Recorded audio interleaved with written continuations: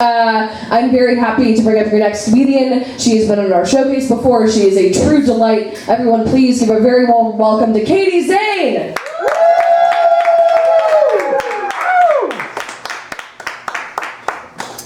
I think Kendall's the real delight, am I right? Yes! So, there was enough, cerebral, smart shit that just happened on that last set that I just came before I walked up here. I'm a fucking sapiosexual, and I was like, oh my god, did he just say gauche on stage during a bit? Oh my god. Okay, sorry. You know, when guys get up in the morning, they have a boner and they have to walk weird? That's how I feel right now. I'm like, okay, hey, I'm gonna do comedy.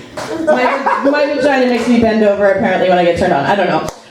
Okay, so I'm a bigger lady. I normally carry a cane. That's not why I carry the cane. I'm not that person. I have MS, and I don't have it today. I left it at someone's house. It's a long story, but I'm an overweight person, and I'm super cool with it. Something I realized recently is that you can be fat positive, but it does not mean that you're in good health. Okay, so this meant I saw somebody else run for the bus the other day, and I took a deep breath for them. Yeah, and I was hacking and spinning and dying, and I was like, did you run a couple miles before the bus? Because I am also taking credit for that. I am exhausted. And speaking of you only get this size from certain kinds of habits, right? And I work for this artist, and he's doing the keto thing. And the other day he's like, oh my god, I'm so hungry. And I was like, of course you are. You ate one taco. And then I was also I also offered him, I was like, oh my god, I have a Snickers in my purse. Would you like one? And in that moment, I realized, I am a fat woman who always has full-size candy bars in her purse at all times. I have, gummy worms in my bag right now. I have candy and weed at all times. I've got you. It's chill. So, speaking of weight and all that fun stuff, this is related, I promise.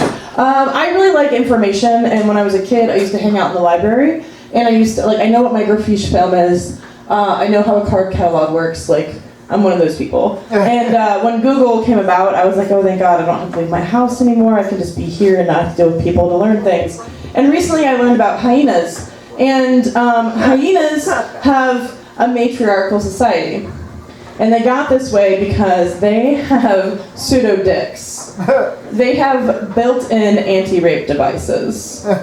Okay, and so as soon as I learned about this, I was like, how can I get one? And I'm here to tell you how to get one today. What you have to do is you have to eat a lot of candy bars that have been in your purse, and you have to increase this part of your body, because that fupa area is the part that's going to be in hand, come in handy. And I'm going to throw this mic stand because I don't have my cane, and I normally need it for balance. So hopefully this does not fail me. We'll see what happens. So yeah, you need that fupa because when you go down low with the fupa, nothing's getting in there.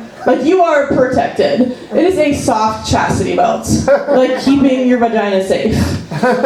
And to be honest, my favorite thing is because I have a cane and I'm disabled, I think people think they can get one over on me, but I can do this for 2 hours. Nothing's happening in there. Nothing is getting in there. Also, one of my weird life goals is for someone to come at me and me beat the shit out of them with my cane and be like, get the fuck out of here, I'm gonna take you down. Someone just terrified and running away from me, I'm the one who attacked them. I want that so hard, it's fucked up. So to talk about something completely different, about 9 months ago, I wanted to commit suicide and I went to the hospital. And wow, pin drop silence in here. And what I did with that is I went to the hospital, and you think the day that you want to kill yourself, that's probably the worst thing that's going to happen to you that day, right? Right? That was not true for me. I got to the ER and started my period. Yeah. Again, want to kill yourself, start your period. You think you're probably topped out on what's bad that's going to happen that day. Not true for me. I was some lovely looking white lady or something. They let me choose the channel in the ER for reasons, and I chose the Game Show Network. Okay, so this meant that I bled out of my vagina for 7 hours to see Harvey's mustache. You think you like Family Feud, but you do not like Family Feud anymore. And again, I thought that that was it, right? I get to the hospital floor. It turns out I can't have tampons on the mental health floor. right? And I'm already pissed, I'm already livid, everything's horrible. I go to my room, I verbally accost a nurse, and I go back to my room and I write this joke. And I'm like, how am I gonna kill myself with tampons? What am I gonna like shove like 5 tampons in my vagina? And like that's how I'm gonna go out? Like that's how I'm gonna kill myself? And when I told this to my sister when I got out of the hospital, she was like, I would tell no one you died that way. Like I would lie, because that is a stupid way to kill yourself. And I'm gonna go ahead and do this one last little thing before I get out of here. A couple months ago, I was on my way to a Tinder date and I found out that I have HPV.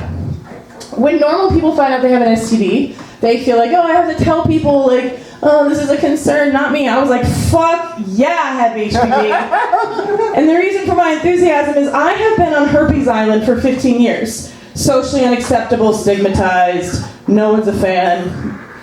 Now I'm on HPV Island with everybody else. Probably most of you guys in this room. And if you didn't laugh at that joke, you have HPV. Go to your doctor. I've been Katie Zane. Thank you guys so much.